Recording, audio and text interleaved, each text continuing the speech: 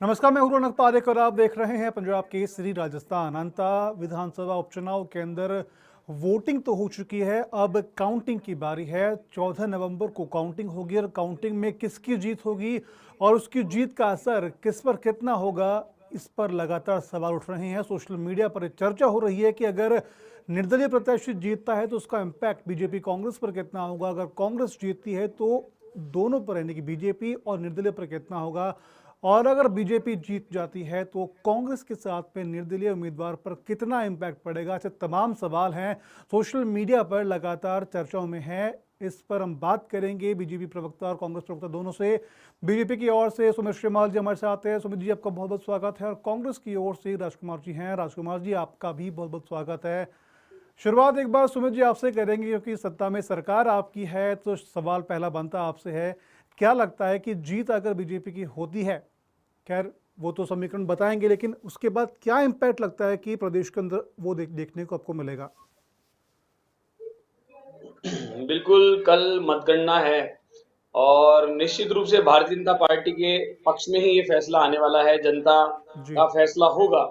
और हम भारतीय जनता पार्टी के कार्यकर्ता और आम जनता इसलिए आश्वस्त है और हमको विश्वास भी है कि जिस प्रकार से अभी भारतीय जनता पार्टी ने रोड शो हुआ, वहाँ के जन-जन सभी लोगों से मिलना हुआ, वहाँ का हमारा जी। कैंडिडेट जो धरातल से जुड़े हुए हैं और अन्य जो राजनीतिक क्षेत्र में जितने भी मापदंड होते हैं या चुनाव में मापदंड होते हैं, अगर उन सभी की बात की जाए, जैसा कि वहाँ त्रिकोणीय मुकाबला लोग बता रहे हैं, जैसा कि आप जी। लोग भी बोल रहे हैं, लेकिन उनके कैंडिडेट और हमारे कैंडिडेट में जो असमानता है या जो फर्क देखने को मिल रहा है, तो निश्चित रूप से देखेंगे तो आप सबसे पहले हम बात करें तो मोरपाल सुमन जी हैं, वो एक जी। गरीब परिवार से किसान के पुत्र हैं, कार्यकर्ता हैं, भारतीय जनता पार्टी के अनुशासित कार्यकर्ता, लगातार धरातल से जुड़े हुए सरपंच से अपना कार्यकाल शुरू करते हुए लगभग 30 वर्ष राजनीति में देते हुए जनता में बहुत ही विश्वस्त चेहरा है, वहाँ का लोकल चेहरा है। जी। किसी प्रकार का कोई भ्रष्टाचार का आरोप नहीं है, कोई प्रकार का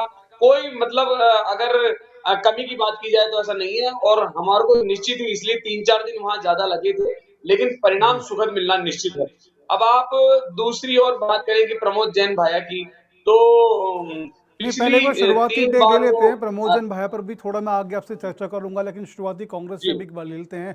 राजकुमार शर्मा जी। हमारे साथ है। राजकुमार जी, क्या लगता है, जीत अगर कांग्रेस की उम्मीदवार है उनकी होती है तो इस पर कांग्रेस को क्या फायदा होगा और विपक्ष को कितना नुकसान होगा? प्रणव जी, कांग्रेस पार्टी के जो हमारे अंता के उम्मीदवार हैं प्रमोद जैन भाया, निश्चित तौर पर कल जो व्यक्ति का साइन करते हुए नजर आएंगे और अंता ने शानदार अपना मतदान किया, मत का जी। प्रयोग किया और निश्चित तौर पे कल भारतीय जनता का घमंड अंता के लाडले प्रमोद जैन भाया तोड़ने वाले हैं। भारतीय जनता पार्टी जिस तरीके से राजस्थान में पिछले 2 साल से घमंड में चूर सरकार है, लोगों की सुन नहीं रही है, अधिकारी मंत्रियों की सुन नहीं रहे हैं, मंत्री के जी। मुख्यमंत्री की सरकार में चल नहीं रहे, राजस्थान में जो शासनता के इसे कल अंत होने वाला है।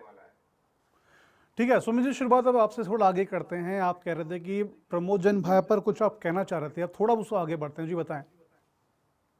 बिल्कुल, प्रमोद जैन भाई जी, जैसा कि अब इसमें बीच में हम राजकुमार जी से आपने प्रश्न किया कि कल जी। अगर जो भी कैंडिडेट जीतते हैं उसमें क्या प्रभाव पड़ने वाला है, तो मैं आदरणीय हमारे राजकुमार जी को कहना चाहूंगा कि ऐसे जी। भ्रष्टाचारी नेता प्रमोद जैन भाया, जो भूमाफियाओं के भ्रष्टाचार के बड़े-बड़े आरोप लगे हुए हैं और वहीं अंता के कोतवाली 12 के कोतवाली थाने में उनके ऊपर आधा दर्जन मामले दर्ज हैं और इन्हीं के बड़े नेता जिस प्रकार से भरत सिंह जी ने आरोप लगाए थे, ये आरोप भारतीय जनता पार्टी ने नहीं, आम जनता ने नहीं। आम जनता तो खैर जानती है, जो बेचारा जो व्यक्ति भुगतभोगी है, जिसके साथ भ्रष्टाचार हुआ है या जिसके साथ जिसकी भूमाफिया जिन्होंने हड़प ली गई है, वो तो दुखी है ही। लेकिन इनके ही नेता ने कहा था कि भाया रे भाया खूब खाया, तो ये इस बात को भूल गए, हमने नहीं कहा। और 6 केस जिस प्रकार से दर्ज हैं, वो निश्चित है कि जनता जानती है और ये जैसा कह रहे हैं रौनक जी की कल जनता ने निश्चित रूप से बढ़ चढ़ करके इस लोकतंत्र के उत्सव में भाग लिया था और बिल्कुल लेना भी जी। चाहिए। इसके लिए मैं शुभकामनाएं भी देना चाहूंगा और धन्यवाद भी देना चाहूंगा।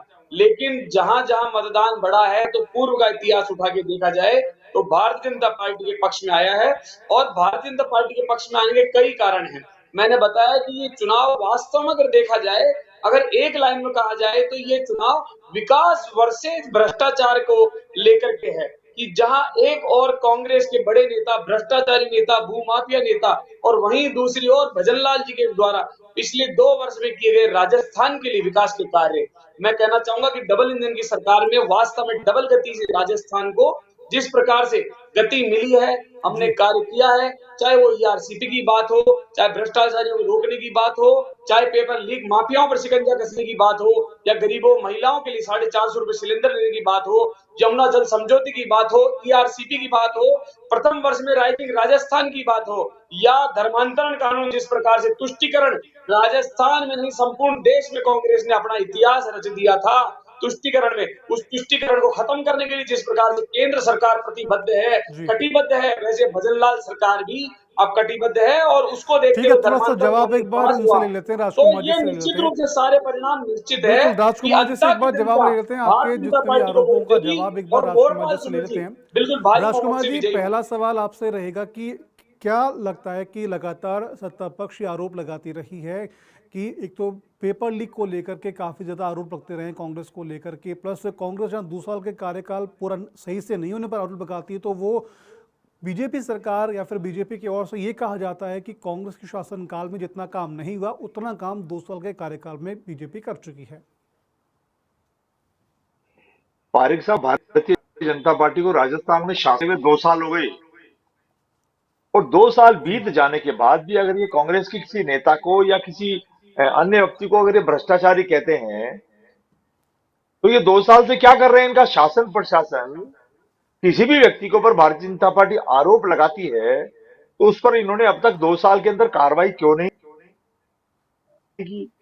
2 साल हो गए राजस्थान में, राजस्थान की जनता ने इनको राजस्थान के विकास के लिए वोट दिया था, ना कि पार्टी के नेताओं को कोसने के लिए। शुरू के नहीं कि पुरानी सड़कों को कोस सकते हैं, बिजली के सिस्टम को कोस सकते हैं, पुराने पानी को कोस सकते हैं, पुराने अस्पताल को कोस सकते हैं, पुरानी सड़कों को कोस सकते हैं, पुराने जो कानून व्यवस्था उसको कोस सकते हैं, पुराने जो किसानों के मामले थे उसको कोस सकते हैं, पुराने जो रोजगार के मामले थे उसको कोस सकते हैं। लेकिन साल बीत जाने के बाद भी ये अभी भी सड़कों को कोस रहे हैं, पानी के मामले में कोस रहे हैं, बिजली के मामले में कोस रहे हैं, कानून व्यवस्था के मोबाइल मिल रहे हैं, जेलों से मुख्यमंत्री को धमकियां मिल रही है और किसान परेशान, नौजवान परेशान है, दफ्तरों के हाल बेहाल है, नहीं नदियों की राजकुमार हालत जी, देख लेकिन लो, ये पानी की बात तो हालत देख सही लो। है ना कि प्रमोद जैन भाई पर केवल बीजेपी नहीं बल्कि जो निर्दलीय प्रत्याशी नरेश मीणा, उन्होंने भी कई गंभीर आरोप लगाए हैं और कई मामले आए भी हैं सामने। अरे साहब, आरोप एक आदमी की फितरत बन गई है और जी चुनाव के अंदर आदमी, मैं दूसरे पर इतने आरोप पढ़ता हूं, मेरे आरोपों का मुझे पता नहीं होता है। जब हम एक उंगली किसी और की तरफ करते हैं तो 4 उंगली अपनी तरफ भी आती है। तो भारतीय जनता पार्टी या निर्दलीय उम्मीदवार या कोई अन्य व्यक्ति ये देखे कि जब आप किसी की तरफ उंगली कर रहे हैं ना, तो 4 उंगली अपनी तरफ भी आ रही है। और मैं तो इतना कहना चाहता हूं, लाडला है, गौ सेवक है, सामूहिक विवाह के अंदर बेटियों का विवाह करने वाला, अंता और बारह का सबसे बड़ा समाज सेवी है, वो वहां चुनाव लड़ रहे हैं। चुनाव भारतीय जनता पार्टी ने भी लड़ा, निर्दलीय ने भी लड़ा, और अब जो मत थे वो मशीनों में बंद हो चुके हैं। कल जी जैसे जैसे जनगणना वोटिंग चालू होगी, काउंटिंग चालू होगी, परिणाम सामने आ जाएगा, दूध का दूध पानी का पानी हो जाएगा कि अंता की जनता किस पर अपना भरोसा व्यक्त करती है। ठीक है, लेकिन ये बात मैं आप दोनों से करना चाहूंगा कि सांकली गांव में ग्रामीणों ने बहिष्कार किया था वहां पर वोटिंग नहीं देने का, लेकिन किसी कारण से एक वोट वहां पर डाला है। मेरा सवाल ये रहेगा कि ऐसा क्यों हुआ कि तमाम जानकर गांव ने पहले बोल दिया था कि हम इस वोटिंग का बहिष्कार करेंगे। आप दोनों की ओर से वहां पर कौन ग्रामीणों से बात करने गया था, या फिर आपकी पार्टी की ओर से कोई प्रतिनिधि मंडल है वो उन ग्रामीणों से बात करने गया हो, ऐसा कुछ हुआ है? कल शुरुआत में एक बार सुमित जी, एक बार आप इस पर अपना कमेंट करिए। देखिए, बिल्कुल जब जनता को कहीं न कहीं किसी प्रकार की कोई समस्या आती है, तो वो उसका अधिकार भी है और वो ठीक है कि लोकतंत्र के उत्सव में सभी को भाग लेना चाहिए। लेकिन निश्चित रूप से जिस प्रकार से उन्होंने किया, खैर वो उनको रास्ता उनको ठीक लग रहा होगा। लेकिन एक प्रतिनिधिमंडल पहुंचा भी था, उसके बाद उन्होंने वोट भी किया। लेकिन जिस प्रकार से एक वोट निर्दलीय दिया नहीं है, प्रत्याशी ने वोट वहां एक पर, पर्सन है जिन्होंने शराब की नशे में आकर वहां पर वोट दिया है, बट वोट बाकी किसी ने दिया नहीं है वहां पर वोट। रौनक जी मैं आपको निवेदन करूं, वहां पर जब गए थे तो भारतीय जनता जी पार्टी के एक के अलावा जो जानकारी में आया था लगभग जी 15-16 व्यक्तियों ने वहां वोट दिया था, मेरी जानकारी में जी जो आया है। जी इसके अलावा मैं आपको निवेदन करना चाहूंगा कि वहां पर जी जिस प्रकार से नरेश मीणा जी की वो लगभग 2-3 बजे के आसपास उनको लगने लगा कि ये स्थिति तो बहुत खराब हो रही है, तो जी वहां जाकर उनके धरने में उनके साथ धरने में बैठ गए थे। बिल्कुल और ऐसा अन्य अखबारों के माध्यम से और जी बिल्कुल बिल्कुल मीडिया के माध्यम से मुझे जानकारी मिली कि वो कीचड़ में बैठ गए, और लेकिन वो तमाशा करना, उनका अनुशासनहीनता करना लगातार उनकी आदत रही है। और जैसा जी राजकुमार जी कह रहे थे कि भ्रष्टाचार की बात बता रहे थे, तो मैं इनको एक बात कहना चाहूंगा कि इनके महेश जोशी जी के बारे में ये कहना चाहिए। जहां पर हमने प्रथम वर्ष में यमुना जल समझौता किया, हरियाणा की बात हो, मध्य प्रदेश की बात हो, और वहीं पर आज इनके ही नेता जिस प्रकार से शिकंजा कसा गया और उन पे आरोप बिल्कुल लगभग लगभग तय सा है कि वो व्यक्ति ने पानी को भी नहीं छोड़ा। बताइए, पानी में भी जी जिस प्रकार से जनता जिससे जीवन चलता है उसमें भी इन्होंने बड़ा भ्रष्टाचार किया है। ये बिजली की बात कर रहे हैं तो बिजली इनको ये भूल गए कि मई जून के महीने में जब सबसे गर्मी ज्यादा होती है उस समय इन्होंने सबसे महंगी बिजली यूज मतलब वहां से खरीदी और जनता को दे रहे थे, फ्री की बात कर रहे थे, लेकिन आत्मनिर्भर बनने की कभी बात नहीं करी। लेकिन हाँ, इनका ये इतिहास रहा है भ्रष्टाचार करने का, तो इनको ये सामान्य बातें लगती है कि प्रमोद जैन भाया भ्रष्टाचारी हैं, 6 उन पर मुकदमे हैं, जी तो इनके लिए सामान्य बात है। लेकिन मैं ये कहना चाहूंगा कि इस पीड़ा की बात हो, चाहे वो अनुशासनहीनता करने वाले कार्यकर्ता की या उस नेता की बात हो, मैं बताऊंगा जिस प्रकार से एसडीएम वाला जो मामला हुआ था, अभी जी जिस प्रकार से पूर्व में जो विधायक यहाँ पर जो किस वजह से जो चुनाव लड़ा जा रहा है कि एक एसडीएम पर जो रिवॉल्वर तानने की बात थी, तो उसका उनको जी खामियाजा भुगतना पड़ा, चाहे से वो किसी पार्टी से हो। तो ये निश्चित है कि नरेश मीणा को भी अगर गलती की है और गलती सबके सामने है तो उसका भुगतान उनको भरना ही पड़ेगा। भ्रष्टाचारी इनके नेता को भुगतान भरना ही पड़ेगा, और जनता इस बात को बहुत अच्छी तरीके से जानती है। ये सोशल मीडिया का जमाना है और बिल्कुल बहुत जी लोग आगे बढ़ चुके हैं। ये 1980-75 या 2011 से पहले वाला का टाइम नहीं है। अब आत्मनिर्भर बनने की बात की जा रही है। नरेंद्र मोदी जी के समय में लोग बहुत जागरूक हो चुके हैं। इसी को ध्यान में रखते हुए ये इसकी बानगी भी मिली, बढ़ चढ़ करके लोकतंत्र के इसमें भाग लिया, चाहे वो बिहार की बात हो या अंता की बात हो या अन्य उपचुनावों की बात हो। तो निश्चित है कि भारतीय जनता पार्टी के पक्ष में ये वोट डले हैं ठीक है। और राजकुमार निश्चित जी से रूप एक से बार आप जवाब ले लेते हैं, राजकुमार जी से जवाब ले लेते हैं। राजकुमार जी, क्या कांग्रेस की ओर से कोई प्रतिनिधि मंडल उस सांकली गांव में गया, लोगों से बातचीत की, ऐसा कुछ हुआ? पारिक साहब, सांकली गांव की जो समस्या है, जी उनके वहां जो शमशान है, जहां तक मुझे जानकारी है, शमशान जी तक जाने की जो सड़क है, वहां पर जी हमेशा पानी भरा रहता, कीचड़ भरा रहता है। जी लोगों ने वहां लगातार शासन प्रशासन को लगातार शिकायत करी, लेकिन शासन प्रशासन ने वहां पर कोई ध्यान नहीं दिया। प्रमोद जैन भाया जी ने भी कलेक्टर साहब को सूचित किया, निर्वाचन आयोग को भी सूचित किया, उसके बावजूद भी वो छोटी सी सड़क का निर्माण नहीं हो पाया। ये निर्वाचन आयोग की जिम्मेदारी बनती थी, प्रशासन की जिम्मेदारी बनती क्या थी कि कांग्रेस की ओर लोकतंत्र के से उत्सव कोई में वो वोट प्रतिनिधि देना मंडल चाहते वहां थे। पर गया उनकी था? ठीक है, जिम्मेदारी को भूल प्रमोद जैन गए। भाया जी ने वहां पर इंफॉर्मेशन दी है, जिस तरह श्रीमाल सुमित जी ने कहा था कि उनकी ओर से एक प्रतिनिधि मंडल वहां पर ले गया है, तो क्या आपने आपकी ओर से या कांग्रेस की ओर से कोई वहां पर मिलने गया? ठीक है, आपने सूचना इलेक्शन कमीशन तक पहुंचाई, वो काफी अच्छी बात है, लेकिन कोई व्यक्ति मिलने गया हो, ग्रामीणों से बात की हो, किसी से सूचना मिलना वो अलग है, लेकिन ग्रामीणों के पास जब आप पहुंचेंगे तो वहां पर कई और बात निकल करके सामने आएगी। मैंने कहा ना, वहां जो सबसे बड़ी समस्या थी, जी शमशान तक जाने वाला और रास्ता प्रॉपर नहीं था। उसकी हमारी कांग्रेस पार्टी, हमारे वहाँ जो कांग्रेस पार्टी गांव के अंदर, उन्होंने भी सूचना करी, लेकिन तकलीफ ये होती, 900 के करीब वहां वोट थे, वो वोट जी डालना चाहते थे, और 15-20 दिन पहले से वो प्रशासन को कांग्रेस पार्टी भी सूचित कर रही थी, निर्वाचन आयोग से स्पेशल परमिशन लेकर के अगर उनकी समस्या का निदान होता या वोटिंग पूरी होने के कुछ घंटों के बाद अगर वहां सड़क डल जाती तो निश्चित तौर पे गांव का भी भला होता, शमशान में जाने वालों का भी रास्ता ठीक हो जाता, और लोकतंत्र के उस उत्सव में वो 900 के करीब वोट भी अपना इस्तेमाल थे। ठीक है, ठीक है। लेकिन बड़े इसमें विपक्ष दुर्भाग्य ने है, क्या आपके किया? आयोग किस विपक्ष तरीके ने से काम अपनी कर रहा है, भूमिका है वो ये कैसे बड़ी चिंता निभाई? का काम है। राजकुमार जी, विपक्ष ने अपनी भूमिका इसमें कैसे निभाई? जब वहां पर लोकतंत्र का जो वो उत्सव था, वो जी वोट डालना चाह रहे थे, विपक्ष जी के जो हमारे उम्मीदवार हैं, जो प्रमोद जी जैन भाया हैं, हमारे वहां जो कांग्रेस के जो प्रभारी जिनको इंचार्ज लगाया था उस अभी गांव के परिवार अंदर, नहीं उन लेंगे। तमाम लोगों ने, मैंने कहा ना निवेदन कि प्रशासन को भी सूचित किया, निर्वाचन आयोग को, उन राष्ट्र लोगों शर्मा को जी, मनाइए आपने अभी और एक वोट बात डालने के कही, लिए अभी प्रेरित करिए। आपने बात कही कि इनकी जो 20 दिन पहले लोगों स्पेशल ने परमिशन वहां, लेके करवाइए। नहीं, आपने एक बात कही कि 20 दिन पहले ग्रामीणों ने वहां पर कह दिया था कि हम इसका वोटिंग का बहिष्कार करेंगे।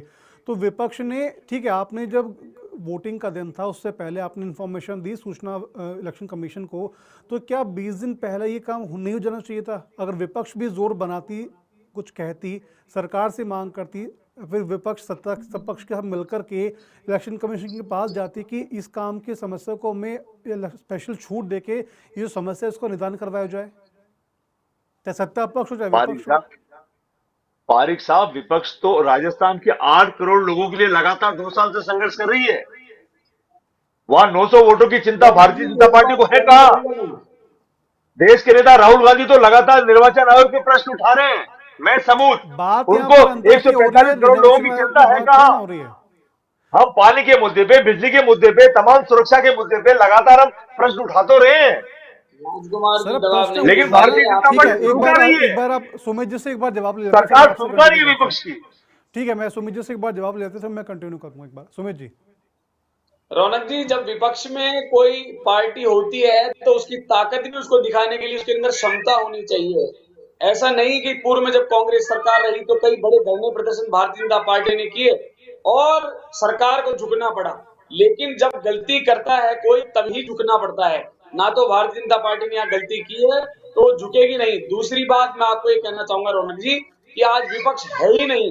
कांग्रेस की बात की जाए तो सिर्फ एक अशोक अरे गहलोत भैया, जी, जो शमशान कि पे जाने मीडिया में वाले छाए रास्ते रहे की हैं, सड़क सिर्फ बनानी वही है। भीड़ बन के सुमित जी, कार्य मेरा करते एक विपक्ष से सवाल हैं। इस जुड़ने पे वाली बात रहेगा। कहां से सुनिए आ गई? राजकुमार जी, एक मिनट, अनुशासन एक मिनट, पूरा हीनता कोई मत गांव के करिए, लोग कहते सुनिए। हैं हम वोट नहीं डालेंगे, और हमारी सबसे समस्या का बड़ी निदान बात करो, ये है, तो क्या राजकुमार जी, शमशान एक पे रौनक चलने जी की मिनट, जब आपसे जिम्मेदारी राजकुमार जी, नहीं एक प्रश्न बनती? मिनट, करते एक हैं, मिनट, एक मिनट, एक मिनट, एक देखिए मिनट, सुनिए बोले जी, कि बोले। रौनक जी जब आपसे प्रश्न करते हैं कि वहां पर कोई प्रतिनिधिमंडल गया था क्या आपका, तो 3 बार आपसे पूछा गया तो आप उसका जवाब नहीं दे रहे हैं। आप सिर्फ ये कह रहे हैं कलेक्टर को, हमारे प्रमोद जैन भाई जी ने कहा, कलेक्टर जी को कहा, कहने का नहीं विपक्ष ने क्या भूमिका अदा करी। क्योंकि लेकिन सच्चाई ये है रौनक जी कि आज राजस्थान में विपक्ष के नाम पर शून्य है। सिर्फ ठीक है, प्रवक्ता अगर यहाँ मैं बोल बात देते करूं, हैं, ठीक है सुमित लेकिन जी, आपने सचिन कहा पायलट विपक्ष अपना शून्य अलग है, गुट बनाए हुए विपक्ष, हैं। आपने कहा, आप सुमित जी एक मिनट मेरी बात डोटास सुनिए, राज जी आपने अलग है, कहा, सुमित जी एक अशोक मिनट, एक गहलोत मिनट, जी अलग है, टीकाराम जूली जी ठीक है अलग है। सुमित जी, आपने एक मेरी बात सुनिए, आपने एक बात कही कि विपक्ष शून्य है, ठीक है, ये मैंने माना, आपने बोला कि ठीक है विपक्ष शून्य है, लेकिन मैं अगर आपसे ये सवाल करूं कि वहां पर ग्रामीणों ने बहिष्कार किया, 20 दिन पहले सूचना आपके पास भी थी, आपने इस पे एक्शन क्या लिया फिर? देखिए, सूचना का कहीं ना कहीं अभाव रहा। सूचना अगर आती तो कांग्रेस जैसा पार्टी कि पे मुझे आरोप जानकारी है, जैसा मुझे मिला लगाया। कि सूचना पूर्ण रूप से वास्तव में नहीं आ सकी। अगर ऐसा होता तो सरकार भारतीय जनता पार्टी के निश्चित रूप से उनकी समस्या को तुरंत सॉर्ट आउट किया जाता। ये एक सामान्य सी बात है, लेकिन इसलिए हमारा प्रतिनिधिमंडल वहां गया था और उनको समझा के आया। उसके बाद कुछ लोगों ने वोट भी किया और निश्चित रूप से उनका कार्य मोरपाल सुमन जी के जीतते ही और उनको आश्वस्त यही किया गया कि निश्चित रूप से राजस्थान में भारतीय जनता पार्टी की सरकार है। माननीय मुख्यमंत्री भजनलाल शर्मा जी के नेतृत्व में जल्द से जल्द विद इन 2 वीक इस कार्य को करके दिया जाएगा। क्योंकि आम जनता का दुख जो है एक आम मुख्यमंत्री, एक आम नेता जानता है, वो मोरपाल सुमन जी है और राजस्थान के यशस्वी मुख्यमंत्री भजनलाल शर्मा जी भी है। ठीक है, आपने एक बात कही कि अगर वहां पर बीजेपी प्रत्याशी जीतता है तो निश्चित तौर पर 2 वीक के अंदर वहां पर सड़क है वो बन जाएगी। इन केस परिणाम अगर उल्टे होते हैं, देखो मैं इसमें कुछ परसेप्शन, मैं केवल एक सवाल कर रहा हूं, जो भी मैंने निष्कर्ष आपको निकलेगा यही वो कहा कल। रौनक जी, जी परिणाम कुछ भी हो, जी मेरी बात तो निश्चित है कि परिणाम बिल्कुल मोरपाल सुमन जी के पक्ष में, भारतीय जनता पार्टी के पक्ष में आने वाले हैं। लेकिन ठीक है। जैसा आप कह रहे हैं, परिस्थितियां कुछ भी हो, राजस्थान में भारतीय जनता पार्टी की सरकार है। हम वो नहीं करेंगे कि किसने वोट दिया, किसने नहीं दिया, किसने क्या किया। लेकिन हमारा जी कर्तव्य बनता है कि राजस्थान की संपूर्ण जनता के लिए कार्य करना है, संपूर्ण क्षेत्र के लिए कार्य करना है। वो हमारा कर्तव्य हम पूरा करेंगे और 2 वीक का जो समय दिया है वो जी उसी के लिए दिया है कि परिणाम जो भी हो, जी लेकिन उनका कार्य होगा। क्योंकि जनता के लिए हम कटिबद्ध हैं। अनुशासनहीनता वाली पार्टी थोड़ी है यहाँ पे कि यहाँ पर लगातार 5 गुटों में बटी हुई पार्टी थोड़ी है। और जी भारतीय जनता पार्टी की राजस्थान में आपने एकता देखी, जिस प्रकार से रोड शो हुआ, माननीय हमारी पूर्व मुख्यमंत्री वसुंधरा राजे जी, हमारे प्रदेश अध्यक्ष मदन राठौड़ जी, वर्तमान के मुख्यमंत्री यशस्वी मुख्यमंत्री भजनलाल शर्मा जी, जिस प्रकार से एक वाहन में चले और उस रैली में, उस रोड शो के अंदर जिस प्रकार से हजारों की तादाद में जो संख्या आई, जो जनता का प्रेम उमड़ रहा था, वो निश्चित ही हमें विश्वस्त कर रहा था कि यहाँ अंता की जनता हमें वोट देगी और उसकी गति जिस प्रकार से संपूर्ण राजस्थान में डबल इंजन की सरकार में विकास की गति डबल है, वैसा वहां पर हो रहा था। और ठीक है, एक निश्चित ही बार अब अगले जवाब ले 3 लेते हैं, वर्षों एक तक बार एक होगा। जवाब ले लेते हैं राजकुमार से, जवाब ले लेते हैं। राजकुमार जी, चाहे जी कोई भी वहां पर जीते, निश्चित तौर पर है काम वहां पर होगा। पहला सवाल मेरा ये कि ये आश्वासन दिया है सुमित जी ने। दूसरी बात ये कि आपको क्या लगता है कि अगर कोई भी व्यक्ति वहां से जीते तो आपका इस पर रिएक्शन क्या रहेगा? कांग्रेस अगर जीती है तो खैर वो बात अलग है, अगर निर्दलीय या फिर बीजेपी जीत जाती है तो फिर आप लोगों का किस तरह से रिएक्शन रहेगा, क्या रहेगा?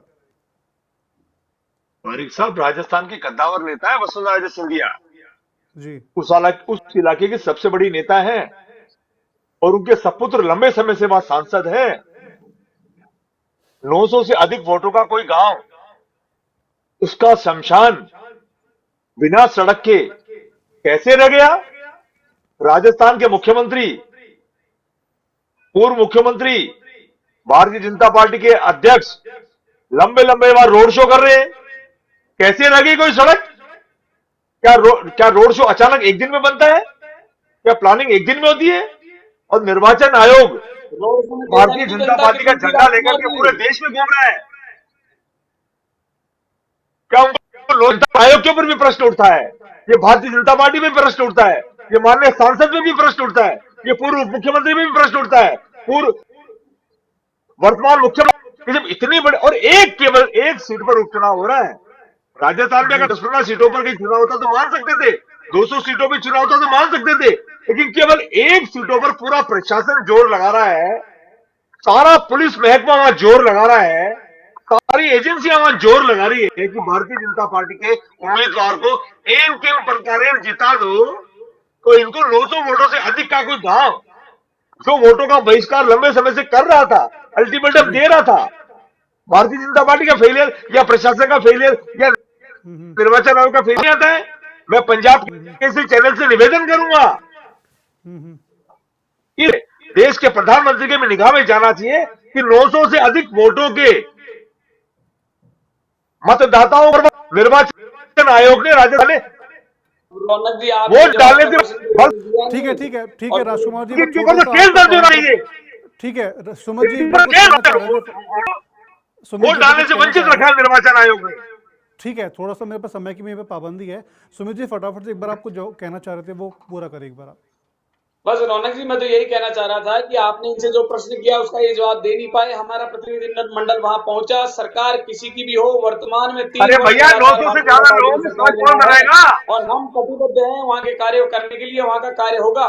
लेकिन निश्चित रूप से जिस प्रकार से कार्यकर्ता इनके जो हैं, इनके जो नेता हैं वो भ्रष्टाचारी हैं, निर्दलीय व्यक्ति को देखिए तो अनुशासनहीनता वाले कार्यकर्ता है, और भारतीय जनता पार्टी का कैंडिडेट जिस प्रकार से बिल्कुल धरातल से जुड़ा हुआ कार्यकर्ता है, तो उसी के परिणाम कल सुबह से हमको बिल्कुल दिखने होंगे। और दिन के 12-11 बजे तक निश्चित रूप से भारतीय जनता पार्टी के पक्ष में और कम से कम 20,000 प्लस मतों से भारतीय जनता पार्टी के कैंडिडेट जीतेंगे। चलिए सर, आप दोनों का बहुत बहुत शुक्रिया तमाम जानकारी के लिए। सुमित जी और राजकुमार जी तमाम जानकारी अपने शेयर की है। खैर कल 14 नवंबर है, 14 नवंबर के दिन वो काउंटिंग है वो की जाएगी। काउंटिंग के अंदर कौन जीतेगा अंत में, कौन बनेगा वहाँ का किंग, कौन बनेगा वहाँ से विधानसभा में जाने के लिए विधायक, ये कल शाम तक या फिर कल दोपहर तक पूरी तरीके से क्लियर हो जाएगा। लेकिन फिलहाल के लिए और तब तक के लिए आप बने रहिए पंजाब केसरी राजस्थान के साथ।